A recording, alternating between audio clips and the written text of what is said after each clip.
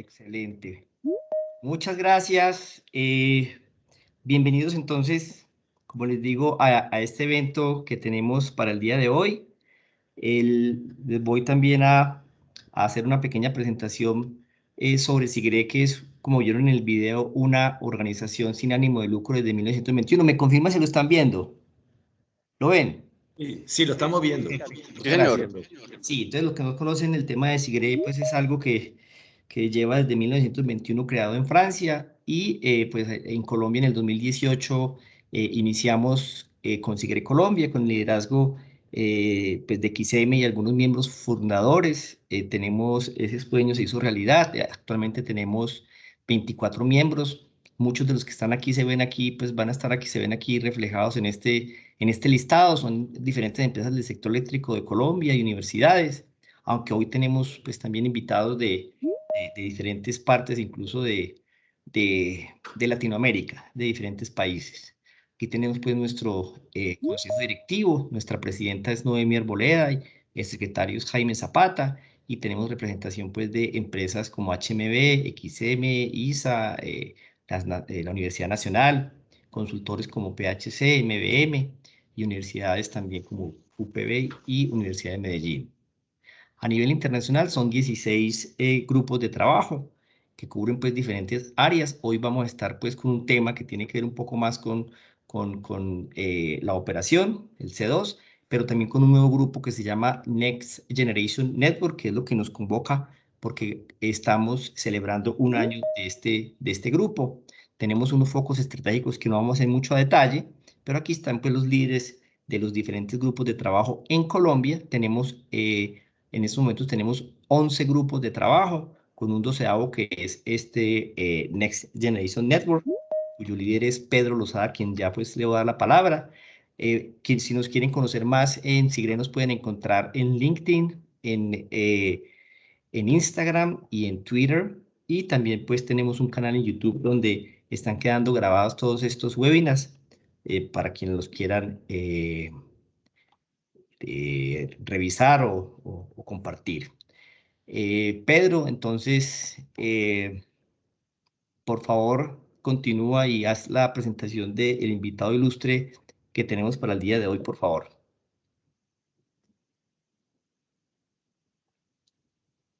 Listo, Carlos, gracias y buenos días a todos. Yo creo que ahí están. Quería tomar la palabra a la introducción para agradecerles por atender esta invitación que hicimos para el día de hoy. Estamos celebrando el primer año de operaciones del grupo Next Generation Network de SIGRE Colombia. Nuestro propósito es ser ese puente entre los profesionales jóvenes menores de 35 años y estudiantes de maestría, de pregrado y de doctorado con la industria y ayudar a esas nuevas generaciones a conectar con el ecosistema del sector eléctrico en Colombia y en el mundo. Entonces, somos uno de los 25 grupos de NGN que hay.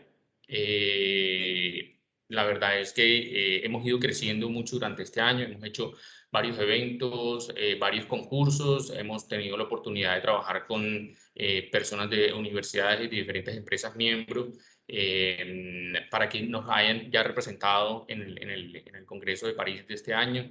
Estaremos sacando próximamente concursos para que participen en nombre de Colombia en el evento bianual de SIGRE el otro año en París también, así que los invitamos a que estén muy pendientes de nuestras actividades. También les agradezco si pueden invitar a todas las personas jóvenes que conocen en sus universidades y en sus empresas. Todas las empresas y universidades que ya hacen parte de SIGRE otorgan una membresía gratuita para estas personas, así que simplemente un correo, llenar un formulario y de una pueden vincularse a nuestras actividades de NGN. Estén muy preparados para los lanzamientos que tendremos a comienzo del otro año. Y nuevamente muchas gracias porque esta construcción de comunidad es la que nos permite que el grupo sea, digamos, sea muy activo y tenga mucha vida y podamos seguir representando a Colombia internacionalmente y construyendo comunidad académica y empresarial acá en el país también. Entonces, para mí es un placer ser el líder fundador de SIGRE NGN Colombia. Estoy muy contento con lo que hemos ido logrando este primer año, con el apoyo de las empresas fundadoras también de SIGRE, que nos han permitido llegar a cada vez más personas, pero nuestra intención es, como somos un grupo nacional, llegar incluso a estudiantes en todos lados del país. Hemos tenido ya participaciones desde la costa, del interior, digamos, de regiones de Santander, de Bogotá. Ha sido muy interesante, en Cali también con la Universidad del Valle. Ha sido muy interesante como el apoyo que hemos recibido, pero queremos crecer mucho más. Sabemos que hay mucho potencial y bueno, a través de redes sociales o simplemente correo electrónico, estamos muy abiertos a seguir llegando a más público, a seguir construyendo esta comunidad y fortaleciéndola. Entonces, muchas gracias. Y aprovecho también para agradecerle a Andrés Villegas, compañero acá de ISA, que nos va hoy a presentar este webinar, esta nueva tendencia sobre los avances en la interconexión del proyecto de interconexión eléctrica Colombia-Panamá. Creemos que es de mucho interés. De hecho, hay más de 100 personas conectadas, lo cual nos alegra mucho. Andrés, si ya me escuchas, bienvenido. Ya puedes abrir el micrófono. Muchas gracias por atender la invitación. ¿Qué tal? Ya te vemos, te escuchamos súper bien. Muchas gracias por atender la invitación. Excelente. Bienvenido. Y bueno, es nuestro primer aniversario que queremos celebrar contigo y con todos los que están acá acompañándonos para seguir fortaleciendo esta comunidad NGN. Entonces, súper. Muchas gracias y adelante. Las preguntas van a ser al final. Entonces, voy digamos, acá a leer la presentación de Andrés, que va a hacer la introducción, lo que nos concierne hoy para este evento. Andrés Villegas Rameli es ingeniero electricista en la Universidad Pontificia Bolivariana. Tiene una especialización en transmisión y distribución de energía eléctrica de la misma universidad y tiene un Master of Science en Electrical Power Engineering de University of Manchester, en Inglaterra. Andrés estuvo liderando el proyecto de interconexión eléctrica Colombia-Panamá por más de 10 años en la empresa ICP. Su mayor experiencia se encuentra en las áreas de planeación y expansión de la red de transmisión, en la viabilización y desarrollo de la integración eléctrica regional y ha estado vinculado a ISA Interconexión Eléctrica S.A. desde 1988. Actualmente se desempeña como director de planeación y evaluación del negocio de transporte de energía de la Vicepresidencia de Transporte de Energía de ISA. Con Andrés hemos tenido la oportunidad de trabajar acá en ISA, entonces para mí es un gusto, Andrés, que hayas aceptado la invitación y que estés acá con nosotros y nos compartas hoy estos avances de la interconexión. Adelante, muchas gracias. Gracias, Pedro. Carlos, también gracias por la introducción, por el tiempo. Bueno, yo creo que de este tema, como se podrán imaginar, podríamos hablar semanas enteras. Vamos a ver si voy a apagar en este momento la cámara, si en el tiempo que tenemos traté de cubrir pues, varios aspectos con un objetivo, y es entender en general que este tipo de proyectos implican o asocian muchas variables que van más allá de lo técnico. Si se quiere, y creo que esto es una frase recurrente, la parte técnica es la fácil, o sea, la solución la tenemos descubierta hace mucho tiempo. No hemos podido adaptar esa solución a las condiciones de la ruta, a las definiciones, y yo diría que esencialmente ese no es el proyecto. La parte técnica es la fácil, la parte no tan evidente y más compleja es todo lo que hay detrás y toda la cantidad de variables relacionadas que al final son las que posibilitan que pueda haber un proyecto en ejecución. De alguna manera, lo conversaba con amigos del BID en su momento, ellos decían, mire, los proyectos fáciles están hechos, los proyectos que hay por delante son los difíciles. Si esta interconexión fuera fácil, se hubiera hecho hace mucho tiempo. Si la longitud fuera más corta, si las condiciones fueran diferentes, seguramente se hubiera hecho antes. Entonces, pues simplemente estamos enfrentando las condiciones complejas que sabíamos que requería, y como digo, va mucho más allá de lo técnico. Lo que pretendo es darle la visión completa de todos los temas relacionados y que se entienda pues que no solamente es la complejidad de la solución, sino la cantidad de variables de pronto no explícitas, no evidentes, asociadas a un proyecto de estas características. Arranquemos. proyecto de interconexión impulsado, movilizado a través de un vehículo de inversión que es una sociedad binacional, de la cual hacen parte ISA, ISA y ETESA, transportadores de Colombia y Panamá, con un objetivo pues básico, por supuesto, que es viabilizar el proyecto, pero no solamente verlo en términos de la inversión, sino también en la posibilidad que eso representa bajo una mirada amplia de mercado. Y hoy tiene todo el sentido del mundo bajo una escenario de transición energética, entender también las interconexiones como la posibilidad de ampliar el tamaño de los mercados y por esa vía posibilitar la integración de nuevas fuentes renovables y en general optimizar los recursos disponibles en el mercado y los sistemas. Voy a referirme más adelante, pero pues lo voy mencionando desde aquí. También un tema súper relevante es cómo esta iniciativa la desmarcamos desde un proyecto binacional y la desmarcamos en una iniciativa regional, particularmente el proyecto Mesoamérica, con todo lo que ello representa. Y arranquemos por ahí, a entender un poco cómo es la dinámica regional y voy a ir como haciendo un zoom de pronto para quienes han visto algunas de estas diapositivas, las utilizamos comúnmente en otras presentaciones, pero es para que tengamos la visión completa.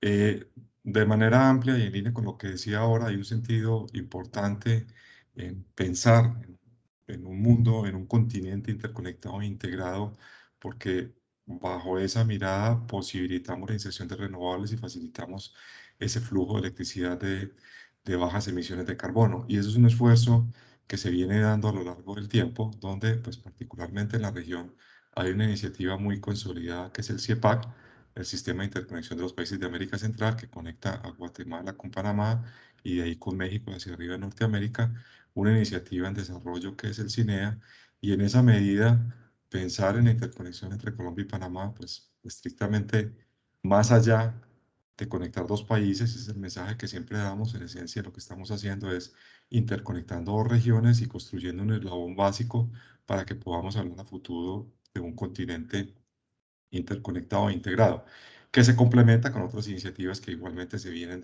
desarrollando a lo largo del tiempo. Entonces, este ICP, pensémosla y entendámosla siempre de esa manera. De hecho, es parte de los retos que tenemos, lo vamos a ver más adelante en términos de las autorizaciones, de nuevo, mucho más allá que la solución de la infraestructura. En esto hay que pensar más en la solución técnica, en encontrar la tecnología y en definir cuál es la ruta. Es en la geopolítica que hay alrededor del proyecto y lo que representa, que lo ven muy bien aquí, lo que esto significa. Y si superpusiéramos aquí pues toda la condición político-estratégica que hay alrededor del tema, piensen solamente en el tema de la migración, de la cantidad de gente que está en Necoclí, que quiere cruzar a Panamá, todo eso al final son variables que tienen alguna incidencia en todo lo que estamos haciendo. O sea, estamos ubicados en una zona que tiene unas condiciones y unas características particulares. Muy bien. Si le ponemos un zoomcito a esta zona, miremos en particular Panamá, y esta información a mí me parece siempre muy interesante, porque uno dice, bueno, venga, ¿a quién se le ocurrió que era atractivo conectar Colombia con Panamá y qué representa eso en términos de oportunidad? ¿Cómo puede ser que haya beneficios en esa integración? Y quizás, probablemente uno siempre tendrá la tentación de pensar que los beneficios se dan solamente por los intercambios desde Colombia hacia Panamá. Entonces aquí hay que entender varias cosas importantes. Panamá, un sistema que como lo ven aquí es bastante, si se quiere, longitudinal y que tiene unas características muy interesantes. Resulta que la gran cantidad o la mayor proporción de la demanda, el 80% de la demanda de Panamá está concentrada en el eje Panamá-Colón. Es decir, Panamá se mueve alrededor de Ciudad de Panamá. Digamos que el 10% está representado en las provincias, pero la mayoría de ellas, ese 10% en Chiriquí, básicamente diría yo, pero el 80% está en Ciudad de Panamá. Sin embargo, el 80% de la generación hidráulica, que es desde el punto de vista de recursos de donde uno podría disponer inicialmente, está en la otra esquina. Y por tanto, pues Panamá ha tenido siempre estructuralmente un tema, y es que la generación está a un lado y la demanda está al otro. Y por esa razón, hoy existe una transmisión que conecta el país de este a oeste, llamémoslo, a través de 3 líneas, y hay un proyecto que ya se va a licitar, en el cual ETESA ha venido trabajando muy proactivamente, que es la famosa 4ª línea, que es el cuarto gran enlace entre este y oeste, que ya en este caso sería a 500 kb, y que entra a reforzar esta transmisión precisamente para poder optimizar esta generación disponible. El no haber tenido históricamente esta capacidad de transmisión, pues lo que ha obligado es a que se instale mucha capacidad de generación, que por supuesto hubo que ponerla a este lado, que era donde hacía falta, dado que la generación hidráulica está en el otro. Con todo esto que estoy diciendo, cuando pensamos en una interconexión entre Colombia, una línea que viene por aquí, pues, eso empieza a tener bastante sentido porque es una línea que a través de un flujo de energía va a atender básicamente el corazón de la demanda. Y eso pues debería descargar y efectivamente tiene unos beneficios importantes en reducción de pérdidas en todo el sistema de Panamá, y lo que va a posibilitar es que toda esta generación ya pueda mirar desde aquí hacia Centroamérica. En esa medida, tenemos que entender esto no de manera aislada. Creo que eso no es tan evidente, pero además de esta visión macro de todo lo que está pasando entre dos pedazos del continente, también la dinámica que esto tiene en términos de la expansión de las redes en cada país. Cuando pensamos en Interconexión Colombia-Panamá, eso tenemos que conectarlo, y los proyectos están muy relacionados, no solamente ICP que conecta Cerro Matoso con Panamá, sino también Cuarta Línea que conecta a Panamá con Chiriquí, y no solamente eso, sino el refuerzo, que es un tema que venimos hablando con la EPR y con el CDMER, de la línea CIEPAC para incrementar la capacidad de 300 a 600 megavatios, esfuerzo que se está haciendo o se va a priorizar en la región sur, es decir, entre Nicaragua, Costa Rica y Panamá. Entonces, entendámoslo también de esa manera. Es un gran corredor de energía que conecta a Panamá, que permite que haya grandes flujos que llegan es a donde está la demanda, que descarga la transmisión, pero que a través de esta capacidad adicional permite que esos flujos puedan seguir y que se proyectan hacia Centroamérica. Definitivamente, de lo que estamos hablando no es de la conexión de Panamá, es de la conexión, de la integración de CIEPAC.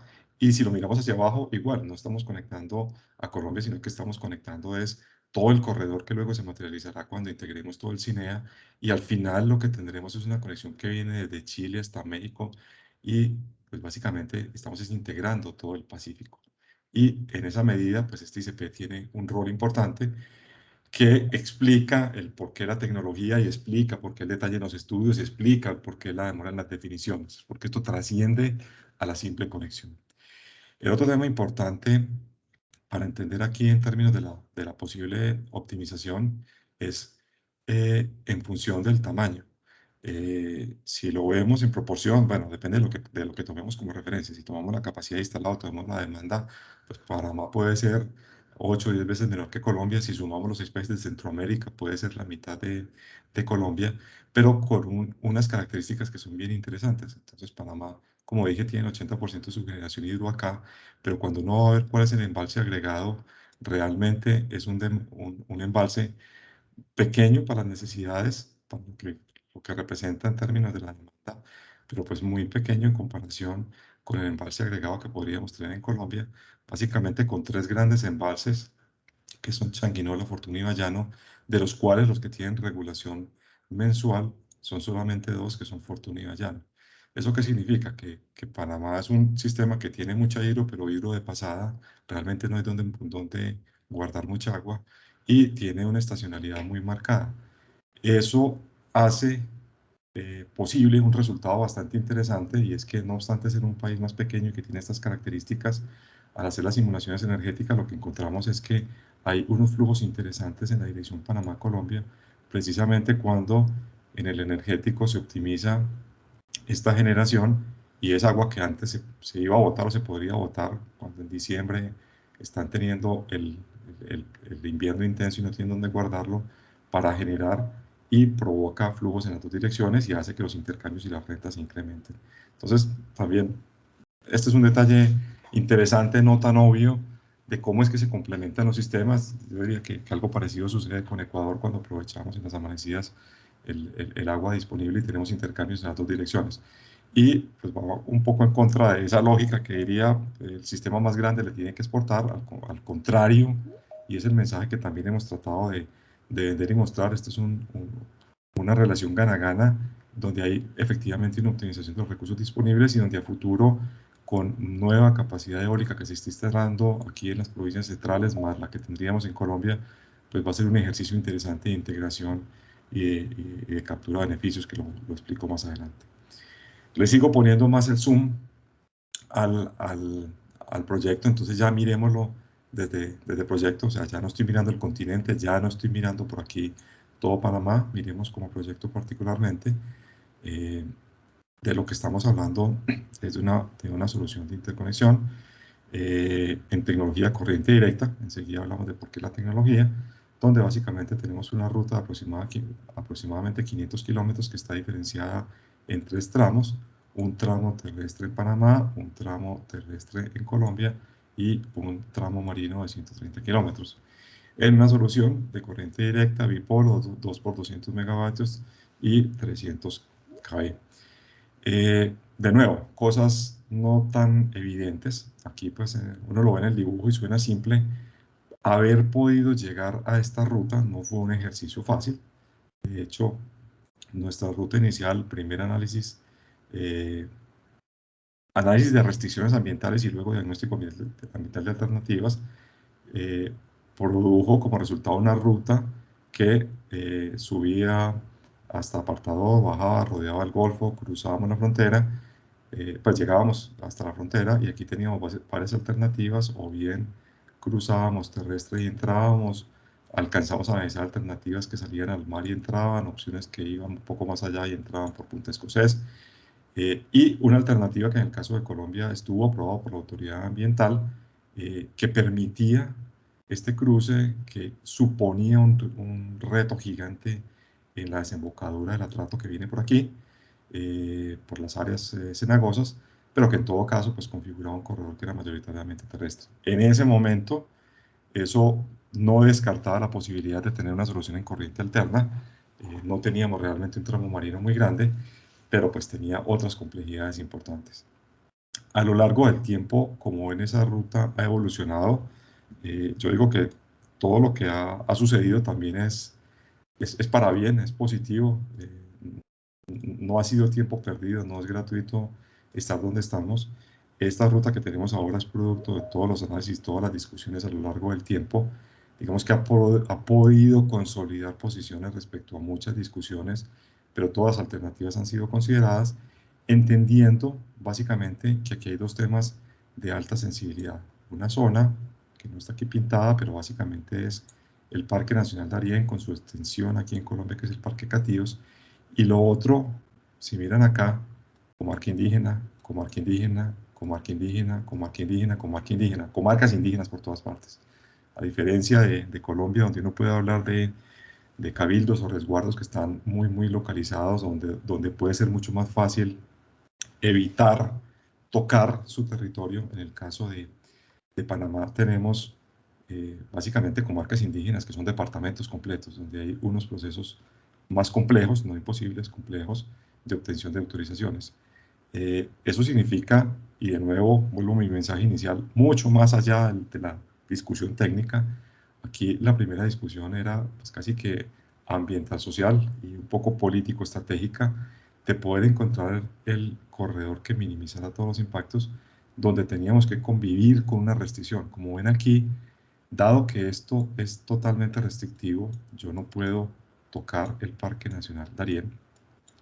Cualquier otra alternativa que contemple, bien sea por aquí, por cualquier lado, inevitablemente implicaba el cruce, el tocar territorio de una comarca indígena, y eso supone un proceso de obtención de autorizaciones que es complejo e interesante, el cual se ha venido dando a lo largo del tiempo. Por lo tanto, decir que estamos en la ruta que tenemos, pues no ha sido un ejercicio simple.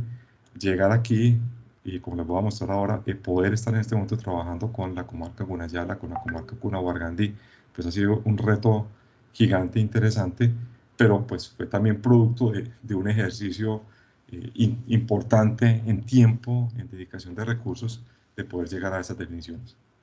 Cuando uno lo ve en el mapa parece simple, pero estar donde estamos pues no es fácil. Y si a eso le sumamos lo que dije, el tema político, así nosotros delimitemos muy bien este Parque Nacional Darién y tengamos absolutamente claro que el parque termina aquí en un punto que es Cerro Gandhi, que estrictamente uno no está hablando desde el punto de vista ambiental, no área protegida, sí zonas de reserva forestal en esta zona.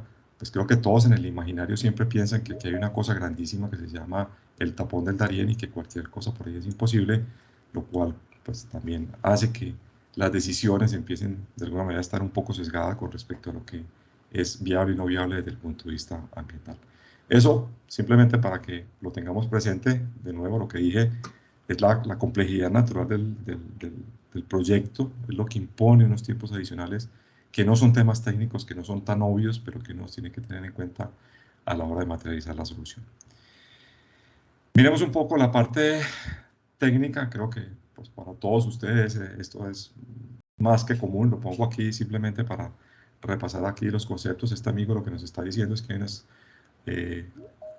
ventajas obvias de una solución DDC versus una solución tradicional de corriente alterna, sobre todo teniendo en cuenta las características del proyecto, dependiendo de la cantidad de energía que queremos transmitir, de las longitudes, entran en discusión las pérdidas, características, los conductores y los beneficios que desde el punto de vista de la operación y el control de potencia se derivan de la solución.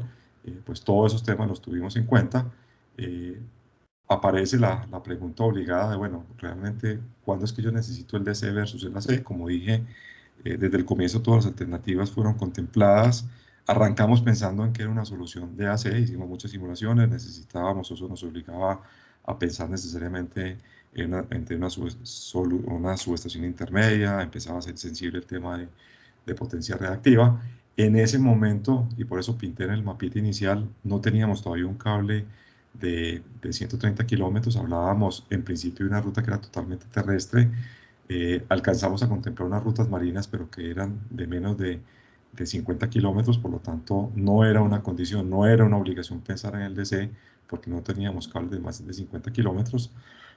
Con la última definición, con la ruta que tenemos ya con un cable de más de 100 kilómetros, pues ahí sí definitivamente confirmábamos que la alternativa era DC, pero en general pues seguíamos teniendo una ruta que era larga, más de 500 kilómetros o cerca de 500 kilómetros. Alcanzamos a tener alternativas de más de 500 kilómetros y sin duda el control del flujo de potencia y el entender que en todo caso teníamos dos sistemas de tamaños muy diferentes, pues ya nos hacían pensar que el DC era una buena decisión.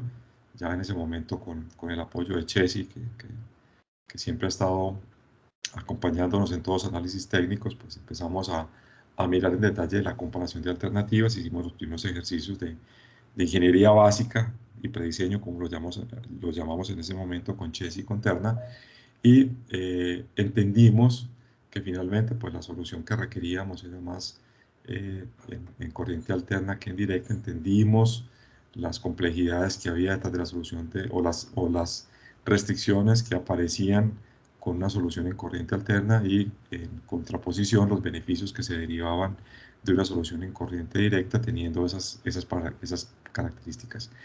Adicionalmente, en este momento, cuando estas discusiones se daban, ya empezábamos a discutir cuáles eran los posibles esquemas de desarrollo, ya estábamos pensando en una línea que iba a funcionar en un esquema merchant, donde asegurar la confiabilidad y la disponibilidad iban a ser unas variables fundamentales y por lo tanto pues el DC empezaba a inclinar la balanza con respecto a las distintas opciones.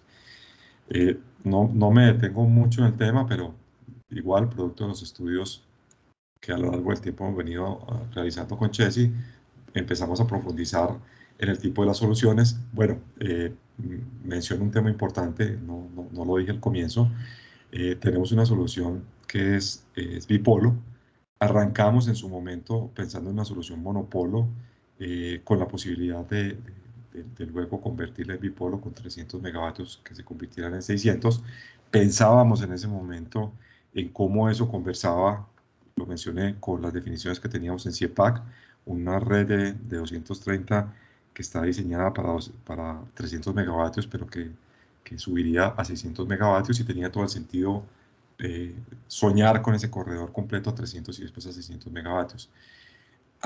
se activaron en ese momento unas discusiones y vuelvo otra vez a los temas no tan técnicos, sino, no sé cómo llamarlo, políticos si se quiere, de lo que implicaba no tener un retorno, o más bien tener un bipolo y pensar en retorno en tierra en un país que es bastante estrechito, si se quiere, no tener más de 80 kilómetros de ancho en esta zona, por lo tanto, la implicación que podría tener un bipolo y la interferencia que podría suponer buscar el área para hacerlo, todo eso condujo en ese momento a descartar la opción de tener el electrodo y más bien pensar definitivamente en tener un retorno metálico, un retorno dedicado, por lo cual llegamos a esta solución, más la implicación que tenía el tamaño y la capacidad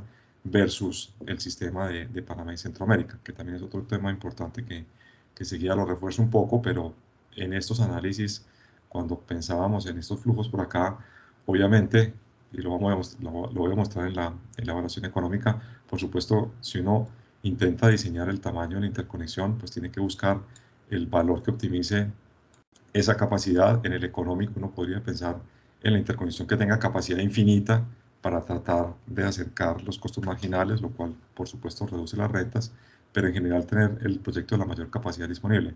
Sin embargo, lo que hay que entender es que esto es un sistema 10 veces más pequeño y por lo tanto la capacidad que estamos poniendo aquí de interconexión, los 400 megavatios de entrada ya se constituyen como la unidad más grande de este sistema y eso tiene todas unas implicaciones operativas que empezaban a comprometer ese desarrollo. Por esa razón llegamos a una solución de 400 y de un 2x200 en el bipolo, entendiendo cuál era el tamaño de los mercados y qué era lo que estábamos conectando.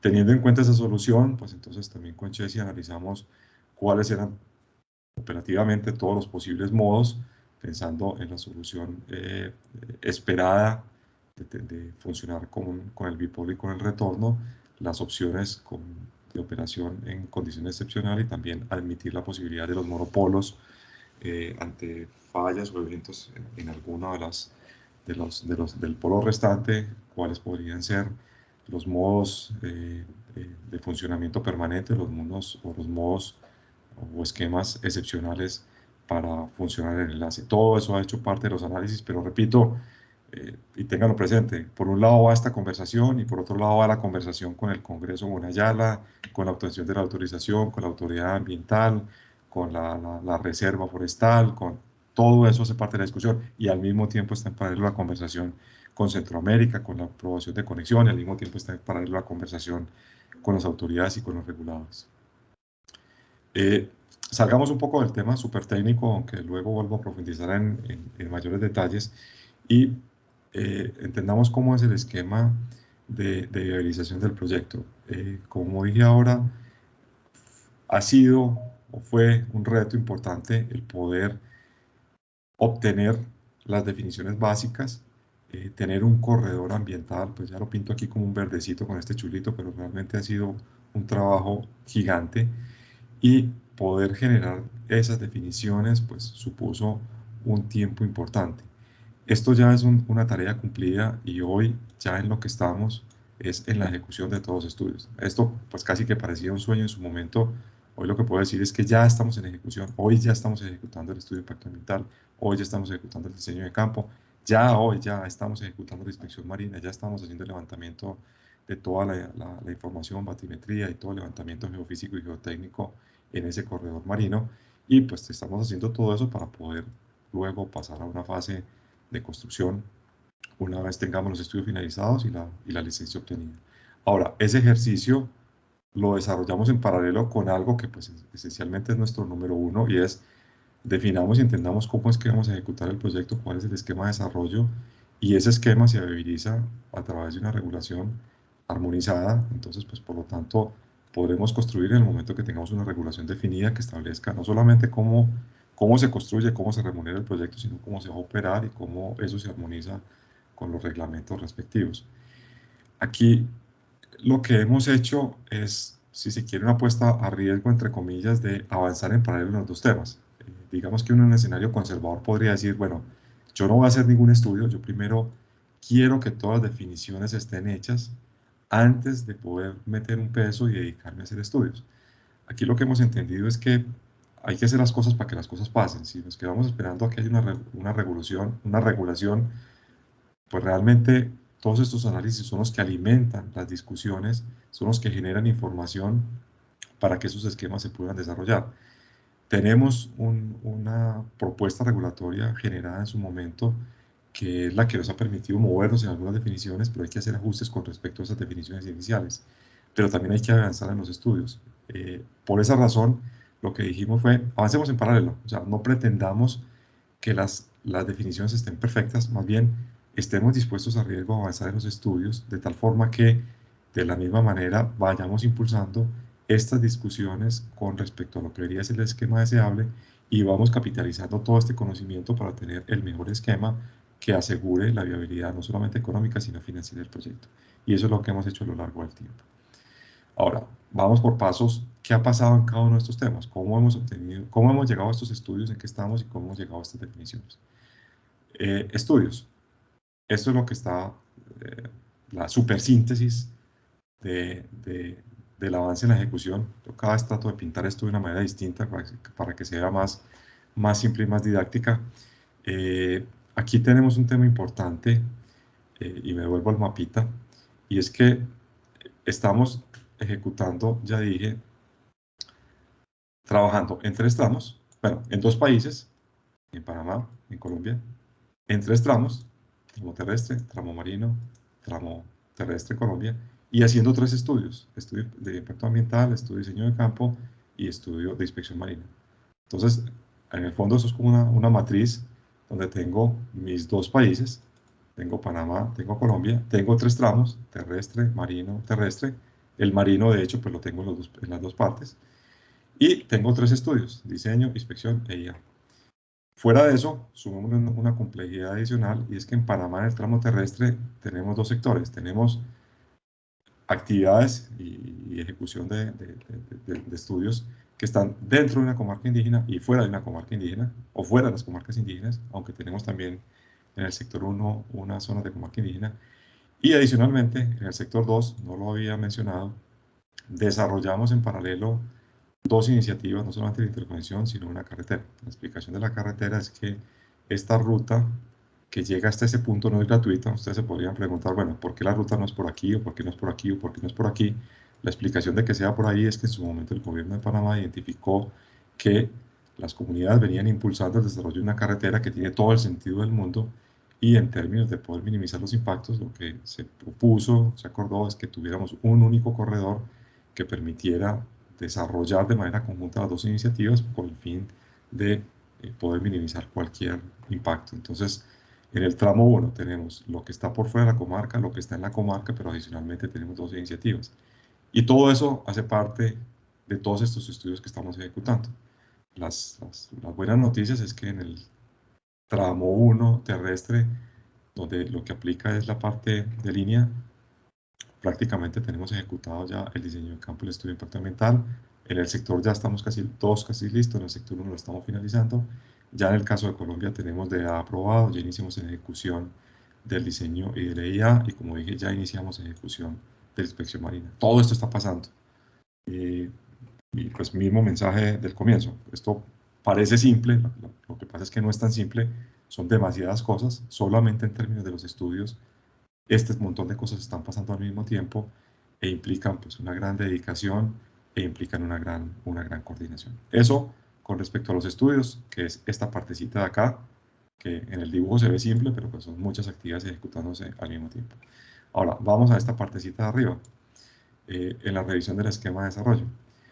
Resulta que aquí, a lo largo del tiempo, hemos tenido un tema complejo, y es que cuando desde los primeros años identificamos los beneficios asociados a este proyecto, pues, promovimos el que se pudieran suscribir acuerdos entre los países para impulsar su desarrollo.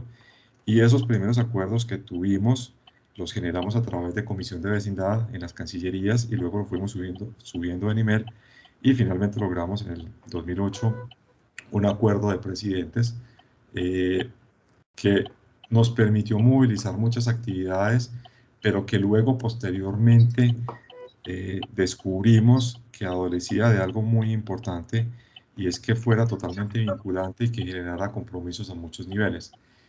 Eso lo vamos descubriendo a lo largo del tiempo y empezamos a evidenciar la necesidad de tener un instrumento diferente. Por esa razón, mucho antes de pensar en una armonización, de poder llegar hasta acá, la armonización tiene que derivarse de un acuerdo o de un compromiso o un lineamiento de política energética que a su vez tiene que derivarse de un compromiso y voluntad de los países. Ese proceso es el que hemos ido desarrollando a lo largo del tiempo y entendimos que esto había que blindarlo, y blindarlo no era solamente reafirmar el compromiso de los países, sino hacerlo al nivel más alto posible. Esto es importante porque desde el inicio también buscábamos ese paraguas, ese marco común que permitiera asegurar que todos los compromisos se fueran derivando a lo largo del tiempo. Y a diferencia de lo que podría ser, por ejemplo, el desarrollo de la integración con Ecuador, donde ese paraguas existe de la comunidad andina, donde tenemos una decisión tan específica, donde tenemos un esquema de transacciones internacionales de electricidad. En el caso de Panamá, pues no había nada, y lo que de hecho en su momento analizamos que podría ser una alternativa, era pensar o que Panamá se hiciera parte de la CAN, o que Colombia se hiciera parte del Tratado Marco, y empezamos a buscar muchas alternativas. Lo que se generó en ese momento fue un compromiso particular de los países, pero acorde con lo que dije al comienzo, que esto no es un proyecto de dos países, sino que esto es parte de una cadena de integración. El sentido en esto era poder vincular eso en un nivel más alto, y encontramos que a través del Proyecto Mesoamérica lo podíamos hacer. El Proyecto Mesoamérica, para quienes no lo conocen, es lo que en su momento fue el PPP, el Plan Puebla-Panamá, al cual posteriormente Colombia se adhirió. No solamente se adhirió, sino que pasó la adhesión se hizo a través de ley, la ley se pasó por el Congreso, pasó constitucionalidad y tiene carácter de tratado, lo cual permite que esos compromisos que se generan de allí en adelante puedan ser vinculantes. Este proyecto, proyecto de interconexión se enmarca dentro de una iniciativa que tiene el proyecto Mesoamérica, dentro de un eje que es el económico, una iniciativa de energía y una visión de un corredor energético mesoamericano. Por lo tanto, interconectar Colombia con Panamá pues no hace más que reafirmar ese propósito de tener un gran corredor energético que conecte Mesoamérica, y por esa razón este acuerdo fue pues pensado de esa manera, donde básicamente los presidentes invocan los principios del Plan Puebla-Panamá, la visión de Mesoamérica, la visión del corredor energético mesoamericano, y establecen o ratifican el compromiso para avanzar en el desarrollo de la interconexión. Esto, de nuevo, puede parecer simple, pero es fundamental y requirió un gran trabajo y un gran acompañamiento de los gobiernos y las cancillerías para llegar a suscribir los compromisos. Y este acuerdo se viabiliza o se desarrolla, se materializa a través de un acuerdo de ministerios que establece los principios básicos y que a su vez le da la instrucción de política a los reguladores para ya establecer los acuerdos específicos. Entonces también a lo largo del tiempo lo que ha pasado es esto, y vuelvo sobre los comentarios iniciales. Mucha gente dice, pero esto está tomando mucho tiempo. Sí, pero es que ya vimos la complejidad de definir las rutas, ya vimos la complejidad de establecer los acuerdos, esta es la complejidad de establecer los compromisos.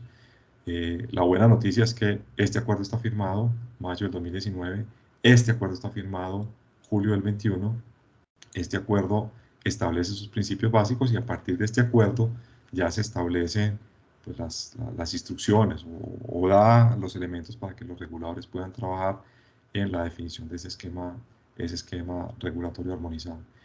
Y si vamos a hablar un poco de ese esquema armonizado, pues también es entender que el mundo ha cambiado. Digamos que también parte de la historia interesante cuando arrancamos a pensar en este proyecto, y para quienes conocen bien el tema, si esto lo abordamos desde el punto de vista de la regulación, creo que todos en la cabeza siempre hemos tenido que el mundo se mueve o en los activos o son de uso o son de conexión, o sea, o va para plan de expansión o desarrollo como iniciativa a riesgo. Pero la realidad, cuando consultamos experiencias internacionales, es que hoy el mundo ya no es ninguno de los dos extremos. De hecho, el mundo es más esquemas híbridos donde conviven los esquemas merchant y los esquemas regulados. Y se están dando unos procesos muy interesantes de proyectos que ya entraron en operación o que están entrando. Si lo pueden consultar, es interesantísimo. El North Sea Link entró ahora este mes, un proyecto gigante, larguísimo, 720 kilómetros con cable marino conectando Noruega con Inglaterra, que más allá de las características técnicas muy interesantes y muy chéveres, tiene unos temas regulatorios muy interesantes también, y es que en este caso el regulador inglés aprobó un esquema que hace que convive el esquema regulado con el esquema merchant. Entonces reconoce en general que el ingreso del enlace es producto, o sea, en función de los intercambios, es producto de las rentas que se generan por los intercambios de energía, pero reconoce un esquema de piso y techo que asegura que el proyecto pueda tener la rentabilidad necesaria cuando los ingresos están por debajo de ese piso, o que le exige al proyecto que devuelva al sistema los beneficios excedentes cuando supera el techo. Y hay unos proyectos también nuevos hacia adelante que intentan recoger algunos de estos elementos. Entonces, esto solo para mencionar que alrededor de la definición de cómo es el esquema armonizado producto de estos principios básicos, pues también hay una historia interesante, y que en Europa básicamente están pasando muchas cosas chéveres, no solamente en el tamaño, características de los proyectos, sino la forma como se viabilizan y la forma como se remuneran, que estamos estudiando y que debería ser insumo importante para que podamos asegurar el desarrollo de este proyecto. Como les digo, el mundo ya no es plan de expansión o no plan de expansión. Aquí hay que admitir esquemas diferentes, y enseguida lo muestro también algo en la parte de la evaluación económica. La otra variable importante en esta ecuación es no solamente hacer muchos estudios y tener un esquema definido, sino tener las aprobaciones requeridas. Y vuelvo al principio del concepto importante, y es que hay que entender que esto no se trata simplemente de una conexión de Colombia con Panamá, sino en general es una conexión de región andina o parte norte-sur del continente con Centroamérica o parte central y norte del continente, por lo cual no se trata simplemente de cómo se conectan Colombia y Panamá, sino también cómo el proyecto se ve en Panamá y Centroamérica. Eso, perdón, particularmente supone que en el caso de Panamá, al igual que en Colombia, tengamos que tener aprobaciones de conexión al sistema, digamos que estudio de conexión que ya fue aprobado por ETESA, y estudios de conexión que tienen que ser aprobados no solamente por el transmisor nacional, sino por el operador y el regulador regional. Y otra vez, pronto aquí no veo aquí los asistentes, pero habrá personas de PHC, de XM, de Intercolombia, que nos han apoyado, nos han ayudado en la ejecución de los estudios. Esto no es el estudio típico de un mes donde yo hago unas simulaciones y presento un estudio de conexión. Esto es un estudio de 2 años, donde tengo que demostrar que la conexión, que un flujo de 400 megavatios en un sistema de 2000 megavatios, donde esta es la unidad más grande, no compromete las condiciones de calidad, seguridad y desempeño del sistema. Con una característica adicional, perdonen que se me van viniendo a la mente todos los temas en la medida que voy hablando, entender que cuando tenemos a Centroamérica, me devuelvo al mapita, cuando tenemos este esquema acá y tenemos un Centroamérica conectado, pues esencialmente tenemos un monstruo que es México, un monstruo aquí en comparación que es Colombia, y un sistema más pequeñito que Centroamérica. Por lo tanto, desde el punto de vista eléctrico, cualquier cosa que pase en Colombia, cualquier cosa que pase en México, pues por supuesto lo ve Centroamérica, pero finalmente quien termina reaccionando es el que está al otro lado. Eso hace que entonces las simulaciones pues tengan una componente importante. Ahí a Mauricio Areces, si está por ahí, nos ha tocado todas esas discusiones con los amigos de Centroamérica, de que los análisis no son solamente qué pasa entre Colombia y Panamá, sino si tenemos o no tenemos conectado a México, qué pasa con la subestación Los Brillantes, qué pasa con todo lo que hay en Centroamérica. Eso es parte de todos estos estudios que los hemos ido ejecutando a lo largo del tiempo, y que nos han permitido pues no solamente tener la aprobación de la conexión de parte de TESA, sino también del ente operador regional y la recomendación para que sea aprobada la conexión a la red de transmisión regional. O sea, principio fundamental, aquí no nos estamos conectando con Panamá, nos estamos conectando con Centroamérica a través de la red de transmisión regional. Y todo esto tiene un trámite que es bastante dispendioso. Aquí no me detengo mucho, lo tenía al final estas diapositivas, pero pues para entender cómo fue la evolución en el diseño, también nos ha tocado entender cómo irnos adaptando a esas condiciones. Como decía, China arrancamos pensando en un proyecto de 300 megavatios, estamos terminando en uno de 400 megavatios, pero Bipolo, a través de un ejercicio que básicamente lo que busca es encontrar, es dónde se optimiza la capacidad, dónde se maximizan las rentas para sobre esa base encontrar la capacidad. Es decir, el 400 tiene toda la explicación del mundo de por qué llegamos a esa capacidad y consecuentemente entonces cuál es el nivel de tensión adecuado para maximizar los intercambios. Y como les decía, en el ejercicio que hacemos con Centroamérica, el poder llegar a los 400 megavatios, pues como límite seguro de intercambio, es chequeado bajo muchas condiciones. Una de ellas, saber si México está o no está conectado para ver cuál es la implicación. Y pues producto de eso, el nivel de los intercambios, que como ven aquí, independientemente de la condición que simulemos, pues siempre terminan siendo unos valores bien, bien interesantes y bien elevados. Parte del ejercicio que hicimos, y vuelve a ser una pregunta obligada en foros previos, hemos conversado del tema, si la solución es el SC o SC, cuál es la solución tecnológica.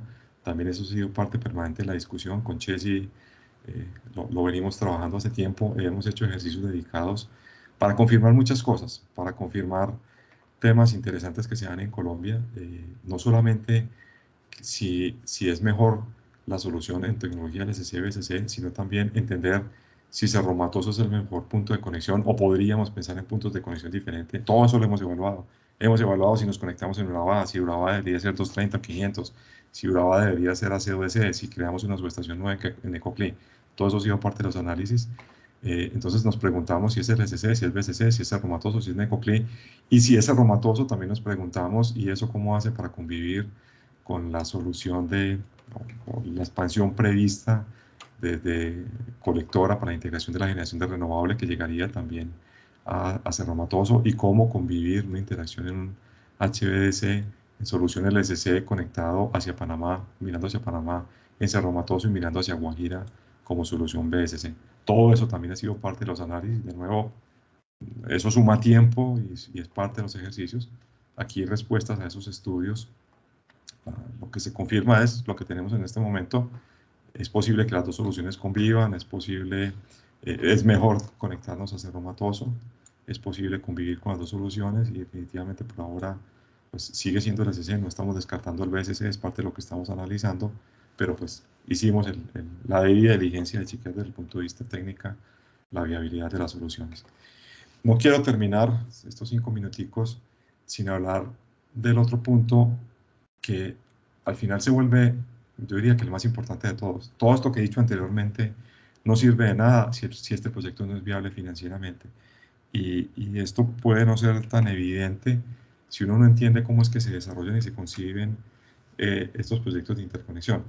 Este es un dibujito que nos inventamos en algún momento para tratar de explicar de manera simple cómo es que se viabiliza un proyecto. Arrancamos con un caso de interconexión, lo que digo, en algún momento nosotros dijimos, ¿qué pasará si nos interconectamos con Panamá? Pues empecemos a mirarlo desde un punto de vista muy básico ambiental, un análisis de restricciones, y desde un punto de vista muy sencillo energético. ¿Qué pasa si conecto Colombia con Panamá? Pongo ahí un enlace, todavía no sé de qué capacidad, miro a ver si eso hay flujos en función de los recursos que hay aquí, los recursos que hay allá, y aparece un ejercicio interesante en el cual empezamos a profundizar hasta que en algún momento decimos, bueno, realmente aquí hay algo interesante, aquí hay un proyecto, aquí hay algo que se puede hacer, pero es que es un proyecto entre dos países, esto no va a volar solo si lo abordamos simplemente desde el punto de vista técnico. Aquí necesitamos también una decisión política. En nuestro caso, fuimos a tocar base en ese momento con las cancillerías a través de una figura que era la Comisión de Vecindad, y empezamos a través de la Comisión de Vecindad a mostrar lo que estábamos haciendo y a obtener apoyo y compromiso de los países y las autoridades para avanzar en ciertas decisiones, pero también logramos a través de ello generar como una decisión política, un compromiso de que esto era importante para los países y que nos permitiera avanzar en dos frentes. Empezar a identificar bajo qué esquema lo podíamos desarrollar y ponerle pues un poco más de recursos para avanzar en esos estudios que todavía con un alcance muy general. O sea, sin duda, pues por aquí no estábamos todavía haciendo una IA, empezábamos a hacer un DA, por aquí no estábamos haciendo un diseño detallado, estamos haciendo solamente una ingeniería básica, y empezamos a avanzar para confluir en una primera idea de lo que podría ser el esquema general de desarrollo de ese proyecto. Dadas estas características, dadas estas posibilidades regulatorias, que era lo que podíamos hacer. y simplemente bajo esta confirmación, ya estamos por aquí en el año 2011, poder avanzar más en la regulación específica, más en los estudios detallados, pero siempre tocando base y asegurando el compromiso para llegar a un esquema de desarrollo, con una realimentación que nos permitiera volver en caso de que esto no se cumplía. Ahora, el punto importante que quiero destacar aquí es que cuando uno se está moviendo en la parte de arriba en este esquema de desarrollo, en general está hablando de evaluación económica. Estos análisis todavía son punto de vista país, dado que este esquema de desarrollo es una primera aproximación y todavía no tenemos un estudio detallado, todavía no tenemos un CAPEX, pues no podemos decir si eso financieramente es bueno. Lo único que estamos diciendo es que económicamente es muy bueno. Y si esto no fuera económicamente bueno, aquí tendríamos que cortar y no seguir adelante. Como es económicamente bueno, pues seguimos avanzando en el esquema de desarrollo. Sin embargo, cuando yo estoy pensando ya en la implementación del proyecto, yo lo que necesito es que esto sea viable financieramente. Y esa ha sido la conversación que hemos tenido siempre. Eso significa que en nuestra aproximación inicial, nosotros arrancamos de una evaluación económica donde calculamos beneficios, calculamos cuáles son los costos asociados, pero lo miramos con beneficio país, identificamos cuáles son los beneficios económicos y empezamos a pensar cómo son la asignación de esas rentas para ver quién es el que se beneficia. Este dibujito, de pronto ustedes lo conocen más detallado, cuando yo interconecto dos sistemas, pues básicamente cruzo la curva del país importador-exportador, genero este polígono porque entonces el país importador baja su costo marginal, el país exportador sube el costo marginal. Hay unas ganancias que están representadas en excedentes al consumidor, excedentes al productor, y queda por aquí un espaciecito que son las rentas de congestión, que en principio es lo que se le da al transportador para que realice el proyecto, es el ingreso de interconexión. Cuando analizamos el proyecto desde el punto de vista económico, realmente lo que estamos haciendo es evaluando el polígono. Entonces, este polígono puede pagar la inversión. Eso económicamente es bueno. Lo que yo necesito saber es si este cuadrito paga la interconexión. Eso es mi evaluación financiera. Entonces, en todo este proceso, y aquí le estoy introduciendo otra complejidad, ya no son los indígenas, ya no son los temas ambientales, ya no es el tema de la migración, ya no es el estudio, ya no es la tecnología, es si al final este ejercicio cierra no solamente desde el punto de vista económico, es decir, que este polígono pague el proyecto, sino desde el punto de vista financiero, y es si este cuadrito paga la inversión, y eso supone, pues entonces un ejercicio donde ya entra la parte energética, donde es lo que estamos haciendo ahora, actualizando, porque lo hacemos cada año, lo estamos actualizando, es volver a montar un ejercicio, un Project Finance, donde simulamos toda la inversión, la operación, calculamos los ingresos, simulamos los intercambios esperados entre los sistemas y empezamos a simular esos posibles despachos y empezamos a ver cuáles son los ingresos derivados de las rentas y empezamos a calcular las rentabilidades. Y se vuelve un ejercicio muy interesante porque a diferencia de un proyecto típico de un Project Finance, donde yo pongo aquí una inversión, tengo por aquí mis costos de operación y mantenimiento y calculo por aquí unos ingresos, que si fuera esto un proyecto regulado, pues simplemente es mi flujo de ingresos o es el ingreso de la convocatoria. Realmente, en este caso, tenemos tantos ingresos como simulaciones yo haga, porque al final mis ingresos van a depender de los intercambios, lo cual significa que realmente yo no tengo una rentabilidad, sino que tengo una función de distribución de rentabilidad y tengo que ir a decirle a mi decisor si está de acuerdo con que el proyecto es viable en función de la probabilidad que tiene que yo alcance una rentabilidad determinada. Por lo tanto, no es un ejercicio tan simple, tan obvio como el que hace uno en otros proyectos. Y de nuevo, es una migración de cómo veo el proyecto desde el punto de vista económico y cómo lo veo desde el punto de vista financiero. A los países y a las economías de los países les interesa que el proyecto sea económico, a las empresas también, pero finalmente las empresas son las que tienen que sacar el dinero, tienen que hacer que esto también sea viable y cierre financieramente. ¿Cómo seguimos? Última positiva. Pues seguimos avanzando en los estudios. Como les dije, ya estamos ejecutando una matriz ahí de 2 países, no, ni siquiera matriz, una cosa dimensional, 2 países, 3 tramos, 3 proyectos, 3 estudios. Seguimos avanzando, hasta el 22 estaremos en ejecución de todos los estudios, trabajando en esto último que estoy mostrando, con base en esas experiencias internacionales y a partir de los acuerdos obtenidos, cómo viabilizamos un esquema de desarrollo y cómo aseguramos esa viabilidad financiera, viabilidad del proyecto enmarcado en estas definiciones regionales. Y siguiente punto adicional, pues también obviamente necesitamos todas las autorizaciones y licencias ambientales para pensar en la construcción. Todo esto termina directamente relacionado y todo es parte pues, de las actividades que seguimos ejecutando. Y hasta ahí. Creo que me tocó correr bastante, me pasé el tiempo creo que en esta parte final, pero bueno, Andrés, no, era muchas la gracias. opción de poder cubrir todos los temas. Así es, Andrés. No, realmente muy agradecidos desde SIGRE y por esta exposición tan espectacular. De verdad que los comentarios son muchísimos, bastantes preguntas que ya las responderemos por email. De verdad que un tema muy relevante no solo para nuestro país, sino para toda la región. Entonces, nuevamente, desde SIGRE, a darle a todos las gracias. Ahí nos excusan por pasarnos un poquito, pero creo que valió la pena. Entonces, a todos muchas gracias. Les estaremos respondiendo las preguntas, coordinamos con Andrés y los invitamos al próximo evento webinar que tenemos de SIGRE, que va a ser el 12 de noviembre, sobre el grupo C5 en riesgos financieros en los mercados eléctricos. Así que, muchas gracias, feliz tarde a todos, muchas gracias. Muchas gracias a ustedes Perfecto, y gracias, Carlos. seguimos en contacto. Muy bien. Ok. Gracias.